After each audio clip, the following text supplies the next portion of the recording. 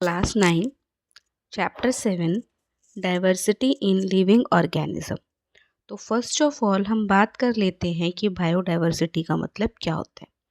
ठीक है, तो बायोडाइवर्सिटी वर्ड का मीनिंग होता है, देखो बायो मीन्स लाइफ, डाइवर्सिटी मतलब वेराइटीज़। ठीक है, डिफरेंट डिफरेंट टाइप जो होता है ना, आपको वेराइटीज़ देखने को मिलते हैं, डिफरेंट डिफरेंट वर्जन्स देखने को मिलते हैं, तो वही हो गया आपका डाइवर्सिटी। तो अब बायोडाइवर्सिटी का मतलब क्या है? बायोडाइवर्सिटी का मतलब होता है कि लिविंग ऑर्गेनिज्म की जितनी भी डिफरेंट टाइप्स की वैरायटीज़ हैं, ठीक है, उन सभी को हम बायोडाइवर्सिटीज़ में काउंट करते हैं। यानी कि एक जैसे मान लो हमारा प्लेनेट अर्थ है, तो इस हमारे प्लैनेट पर कितने प्लांट्स हैं, प्लांट्स भी लिविंग है, एंड ठीक है, एनिमल्स भी लिविंग है, इंसेक्ट भी लिविंग्स है, माइक्रो ऑर्गेनिज्म भी लिविंग्स है, ठीक, बर्ड्स भी लिविंग है। तो जितने भी लिविंग स्पीशीज़ हैं, चाहे वो प्लांट हो, चाहे वो एनिमल हो, चाहे वो इंसेक्ट हो, चाहे वो माइक्रो ऑर्गेनिज्म हो, चाहे वो एक्वेटिक एनिमल हो, चाहे वो आपका एरियल एनिमल हो, चाहे वो एर्बोरल एनिमल हो, या वो जो होता है आपके अंडर सी रहने वाले लिविंग ऑर्गेनिजम्स हो, जितने भी लिविंग ऑर्गेनिज्म यहाँ पर प्रेजेंट हैं, उसे हम इस प्लैनेट की बायोडाइवर्सिटी कहते हैं। ठीक है, जितने जितने डिफरेंट डिफरेंट टाइप की प्लांट्स या डिफरेंट डिफरेंट टाइप्स की लिविंग फॉर्म जो यहाँ पे प्रेजेंट है, उनको in general in combined biodiversity कहा जाता है। ठीक है, अगर मान लीजिए हम एक पर्टिकुलर एरिया की बात कर रहे हैं, जिस पर्टिकुलर एरिया के अंदर जैसे मान लो आप एक पर्टिकुलर रीजन की बात करो, ठीक है, एक पर्टिकुलर एरिया में कितने लिविंग ऑर्गेनिज्म हैं। अब उस लिविंग ऑर्गेनिज्म का मतलब है कि उस पर्टिकुलर एरिया में कितने प्लांट्स हैं, कितने एनिमल्स हैं, कितने इंसेक्ट हैं, कितने लिविंग ऑर्गेनिज्म की डिफरेंट डिफरेंट वैरायटीज़ पाई जा रही हैं। तो वो सारी की सारी वैरायटीज़ जो वहाँ पर मिल रही हैं, वो सारी की सारी वैरायटी उस एरिया की बायोडाइवर्सिटी है। समझ में आया?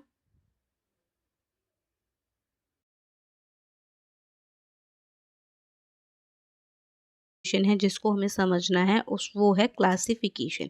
ये क्लासिफिकेशन का मतलब क्या होता है? तो क्लासिफिकेशन का मतलब है कि जितने भी लिविंग ऑर्गेनिजम्स हमारे पास प्रेजेंट हैं, उन सभी लिविंग ऑर्गेनिज्म को उनकी कैरेक्टरिस्टिक के बेसिस पर डिफरेंट डिफरेंट ग्रुप्स में बांट देना। ठीक है भाई, हमने देखा ये कि ये जितने भी लिविंग ऑर्गेनिज्म है, हमने क्या करा, जो ज़मीन पर रहने वाले हैं, जो पानी में रहने वाले हैं, उनको हमने अलग अलग कैटेगरी में बांट दिया, मतलब अलग अलग ग्रुप में रख दिया। यही हमारा क्या है, क्लासिफिकेशन है। फिर हमने फूड के हिसाब से देख लिया कि भाई जितने हैं ये आपका कौन से तरीके का फूड खाते हैं, और दूसरे जो कैटेगरी है इनकी फूड हैबिट क्या है, तीसरे जो है उनकी फूड हैबिट क्या है। और फूड हैबिट के बेसिस पे हमने क्या किया, उनको डिफरेंट डिफरेंट जगहों पर डिफरेंट डिफरेंट ग्रुप्स में एक साथ रख दिया। तो ये जो हमने उनके कैरेक्टरिस्टिक के अकॉर्डिंग उनको अलग अलग ग्रुप में बांटा, इसी को हम क्या बोलते हैं, क्लासिफिकेशन ऑफ ऑर्गेनिज्म बोलते हैं। चलिए, हमने बायोडाइवर्सिटी की बात कर ली। ठीक है, हमें पता चल गया कि अलग अलग तरीके के लिविंग ऑर्गेनिज्म होते हैं। फिर हमने क्लासिफिकेशन की बात कर ली, जिसमें हमको ये समझ में आ गया कि जो अलग अलग तरीके के जो लिविंग ऑर्गेनिजम्स होते हैं, उनको हमने अलग अलग ग्रुप में बांटा है। ठीक है, अब यहाँ पर हम जानते हैं कि उन्हें अलग अलग ग्रुप्स में बांटने की ज़रूरत क्या पड़ गई, ऐसा क्यों हुआ कि हमें अलग अलग ग्रुप्स में बांटना पड़ गया। ठीक है, तो देखो, इतनी सारी लिविंग फॉर्म जो है हमारे पास प्रेजेंट है कि उनको अगर हम एक एक करके स्टडी करने बैठे, तो हम स्टडी कर ही नहीं पाएंगे, इतने सारे लिविंग ऑर्गेनिज्म हमारे पास है। तो हमने क्या करा, हमने कैटेगरीज बना ली ऐसे लिविंग ऑर्गेनिज्म की जिनकी सेम सेम सिमिलैरिटीज़ थी, जिनकी एक जैसी आदत थी, उनको हमने एक तरीके के ग्रुप में रख दिया। तो अब इससे क्या फ़ायदा हुआ, इससे ये फ़ायदा हुआ कि हमें लिविंग ऑर्गेनिज्म को एक एक करके नहीं पढ़ना पड़ेगा। इसमें हम क्या करेंगे, हमने एक ग्रुप के लिविंग ऑर्गेनिज्म के बारे में पढ़ा, तो उस ग्रुप के अंदर जितने भी लिविंग ऑर्गेनिज्म हैं, उन सब के बारे में हमें समझ में आ गया। ठीक है, तो इससे क्या हुआ, इससे हमारा टाइम बचा, इससे हमारी स्टडी सिंपल हुई। ठीक है, जो पूरा प्रोसेस जो कॉम्प्लेक्स था कि आप एक लिविंग ऑर्गेनिज्म को लेकर आओ, फिर उसके बारे में जानकारी करो, उसको स्टडी करो, उसके बाद दूसरे वाले को लेकर आओ, फिर दूसरे वाले के साथ सेम प्रोसीजर रिपीट करो, फिर तीसरे को लेकर आओ। इससे अच्छा आपने एक ग्रुप, आपने 10 ऑर्गेनिजम्स का ग्रुप बना दिया। अगर आपने पहले ग्रुप की स्टडी कर ली, तो मान लो आपने 10 एनिमल के बारे में या 10 लिविंग जो ऑर्गेनिज्म है उनके बारे में आपको पता चल गया। नेक्स्ट ग्रुप की स्टडी करी तो और 10 का पता चल गया। इससे क्या हुआ, इससे आपका समय बचा, इससे आपकी स्टडी भी पूरी हो गई, इससे जो आपका पूरा प्रोसेस कॉम्प्लेक्स था वो भी सिंपल हो गया। तो लिविंग ऑर्गेनिज्म को क्लासीफाई करने की क्या नीड है, ये बात आपको समझ में आई।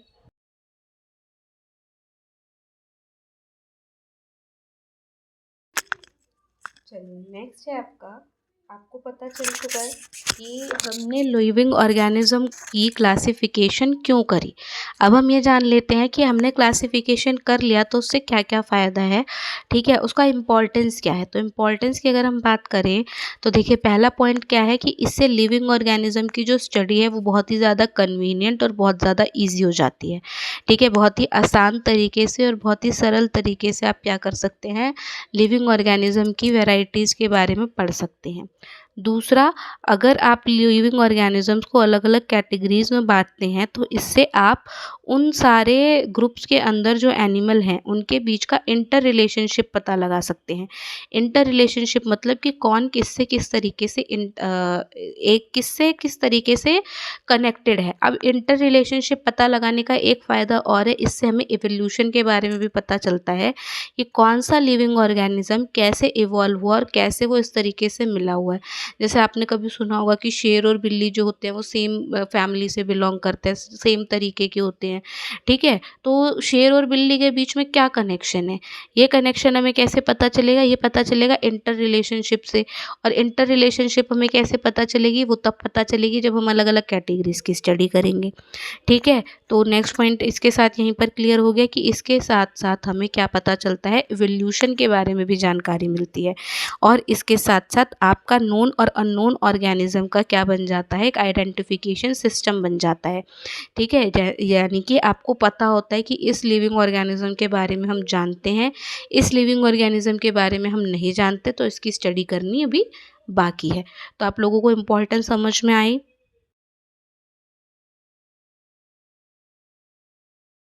नेक्स्ट है कि अब हम ये जानेंगे कि जो ऑर्गेनिजम्स होते हैं, जो एनिमल्स होते हैं, उनको किस किस बेसिस पर, किस आधार पर अलग अलग ग्रुपों में बांटा जाता है। देखो ये तो हमें पता है कि बांटा जाता है, ये भी पता है कि क्यों बांटा जाता है और बांटने के क्या फ़ायदे हैं। अब हम ये जानेंगे कि कोई लिविंग ऑर्गेनिज्म है, कोई एनिमल है, तो हम उसे कैसे किस बिहाफ पर किसी ग्रुप में रख सकते हैं। ग्रुप में रखने से पहले हम क्या क्या सोचते हैं। मान लो आपको एक नए लिविंग ऑर्गेनिज्म के बारे में पता चला, अब आपको उसे एक कैटेगरी में रखना है, उसको एक ग्रुप में बांटना है। जो ग्रुप ऑलरेडी पहले से बने हुए हैं उन्हीं ग्रुप में से किसी एक ग्रुप में आपको रखना है। तो आप क्या क्या चेक करोगे और उसके बाद लिविंग ऑर्गेनिज्म को किसी ग्रुप में डालोगे, तो ये अब हम जान लेते हैं। तो सबसे पहले हम ये देखेंगे कि जो लिविंग ऑर्गेनिज्म है वो प्रोकैरियोटिक है या यूकैरियोटिक है।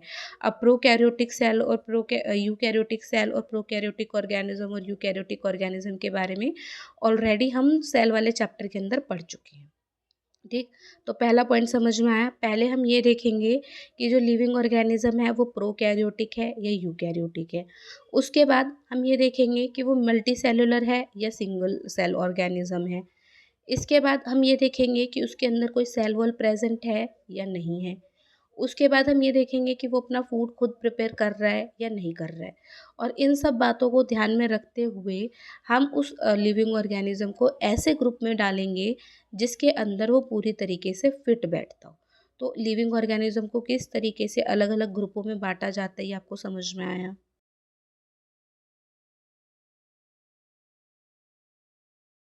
तो चैप्टर में नेक्स्ट आगे बढ़ते हैं। आगे है आपका हायरार्की ऑफ क्लासिफिकेशन, ठीक है। आप लोगों को ये तो पता चल गया कि ग्रुप्स में हमने कैसे बांटा, ठीक है। पर अब हम ये जान लेते हैं कि ग्रुप्स में बांटते टाइम हमें किन किन सीक्वेंस में उनको बांटना होता है, ठीक है। तो कौन सी अलग अलग कैटेगरीज होती है, तो पहले हम उनके बारे में जान लेते हैं, उसके बाद हम क्लासिफिकेशन के बारे में देखेंगे। तो हायरार्की का जो पैटर्न होता है उसके अंदर सबसे पहले आपका किंगडम आता है, फिर फाइलम या फिर डिवीजन जिसको भी हम बोलते हैं, फिर क्लास, फिर ऑर्डर, फिर फैमिली, फिर जीनस और फिर स्पीशीज। अब किंगडम का मतलब क्या होता है, तो किंगडम टैक्सोनॉमिक स्टडीज़ के अंदर सबसे बड़ी कैटेगरी होती है, ठीक है। टैक्सोनॉमिक कैटेगरी स्टडी का मतलब होता है कि क्लासिफिकेशन के बारे में जानना है। नामकरण जो होता है ना, कोई लिविंग ऑर्गेनिज्म हमें मिला तो उसका हमें नाम रखना पड़ता है। तो वो जो नाम कैसे रखा जाएगा उसकी स्टडी को हम टैक्सोनॉमिक स्टडी बोलते हैं। तो जब किसी भी ग्रुप को हम रखते हैं तो उसके अंदर जो सबसे, किसी भी लिविंग ऑर्गेनिज्म को जब हम ग्रुप में रखते हैं तो जो सबसे पहली कैटेगरी आती है वो होती है, सबसे बड़ी जो कैटेगरी आती है उसको बोलते हैं हम किंगडम, ठीक है। अब किंगडम के बारे में अभी हम आगे जाके डिटेल में पढ़ेंगे। किंगडम के बाद अगला आता है फाइलम या फिर डिवीजन। तो इसके अंदर का मतलब होता है ऐसी बहुत सारी जो आपकी कॉमन कैरेक्टरिस्टिक वाली क्लासेस होती हैं उनको रखा जाता है फाइलम के अंदर। क्लास की अगर हम बात करें तो ऐसे जिनके अंदर जिन लिविंग ऑर्गेनिज्म का सेम ऑर्डर होता है उनको क्लास में एक क्लास में रखा जाता है। ऐसे एनिमल्स या ऐसे ग्रुप्स जिनकी फैमिलीज सेम होती हैं उनको एक ऑर्डर में रखा जाता है। ठीक है, ऐसे एनिमल्स ऐसे ग्रुप्स जिनके जीनस सेम होती है उनको एक फैमिली का माना जाता है। ठीक है, और ऐसी स्पीशीज़ जो एक दूसरे से क्लोजली रिलेटेड हैं उनको हम जीनस में रखते हैं।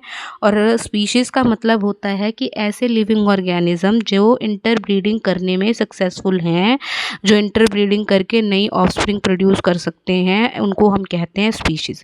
इन जनरल मैं आपको इसे सरल भाषा में समझाती हूँ। ठीक है, तो सरल भाषा में इसका मतलब आप ऐसे समझिए सीधे सीधे कि मान लीजिए आपके पास कोई एक डॉग है या फिर हम एक स्ट्रीट डॉग को ले लेते हैं। ठीक है, एक स्ट्रीट डॉग है और एक दूसरा डॉग है जो दूसरी वैरायटी की है। ठीक है, आपने मान लिया एक मेल है एक फीमेल है। अब वो दोनों डॉग अलग अलग ब्रीड के हैं और इंटरब्रीड से एक नया ऑफस्प्रिंग प्रोड्यूस करने के लिए पूरी तरीके से कैपेबल हैं। तो वो दोनों के दोनों जो लिविंग ऑर्गेनिज्म है उनकी अलग अलग स्पीशीज़ होगी। जैसे आपने डॉग की अलग अलग ब्रीड के बारे में पढ़ा है ना, तो वो अलग अलग स्पीशीज़ हो गई। ठीक, अब ऐसे जितने भी स्पीशीज़ वाले सेम स्पीशीज़ वाले जो होते हैं उनको हम रखते हैं सेम जीनस में। ठीक है, कि इनकी जीनस सेम है, इनका जेनरा सेम है। और एक जेनरे के अंदर जितने भी डॉग्स आएंगे उस डॉग को रखा जाएगा उसके अंदर जितनी भी फैमिली जितने भी एनिमल आएंगे उनको रखा जाएगा सेम फैमिली में। ठीक है, उसके बाद जितने भी सेम फैमिलीज़ होंगी, जितनी भी कॉमन फैमिलीज़ होंगी उनको रखा जाएगा ऑर्डर के अंदर। और जितने भी सेम ऑर्डर होंगे उनको रखा जाएगा क्लास में। जितनी भी सेम क्लासेस होंगी उनको रखा जाएगा डिवीज़न या फिर फाइलम में। और जितने भी सेम डिवीज़न या फाइलम वाले कैटेगरीज होगी उनको रखा जाएगा किंगडम में। आई बात समझ में?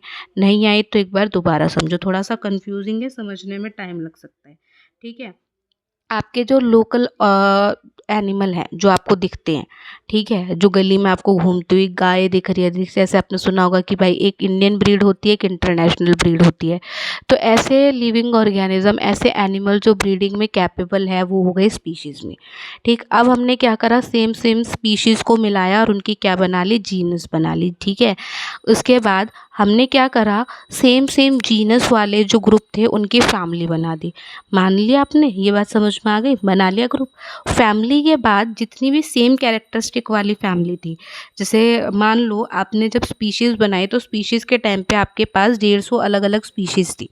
उन 150 अलग अलग स्पीशीज़ को आपने क्या करा, आपने उन 150 को आपने 10 अलग अलग ग्रुप में रख लिया। ठीक है, तो वो 10 अलग अलग ग्रुप जो हो गए उनके क्या हो गए, उनमें से जो भी क्लोजली रिलेटेड है तो वो 10 या फिर 20 जितनी भी बनी 20 मान लो अलग अलग जीनस हो गई। अब जीनस के अंदर भी हमने ऐसे ढूंढा कि कौन कौन से जीनस हैं, जो कौन कौन से जेनर हैं जो सेम कैरेक्टरिस्टिक शो कर रहे हैं। और उनमें से उन 20 जीनस में से हमने 15 फैमिली बना ली कि भाई ये 15 जो हैं इनमें सेम कैरेक्टरिस्टिक फॉलो हो रही है। फिर फैमिली में हमने देखा कि कौन सी ऐसी फैमिली है जिनके अंदर सेम सेम चीज़ें हैं। फिर फैमिली के हिसाब से वो 15 से हमने उसको क्या कर लिया, 10 के ऑर्डर में बना लिया। फिर हमने ऑर्डर में देखा कि कौन से ऐसे हैं जिनके अंदर सेम ऑर्डर है, तो उन 10 से बन गए अब हमारे पास 5 क्लासेस। 5 क्लासेस बनने के बाद हमने क्या करा, अब हमने देखा कि कौन कौन है जिनकी क्लासेस एक जैसी है, सेम है। तो 5 की हमने बना ली 3 डिवीज़न।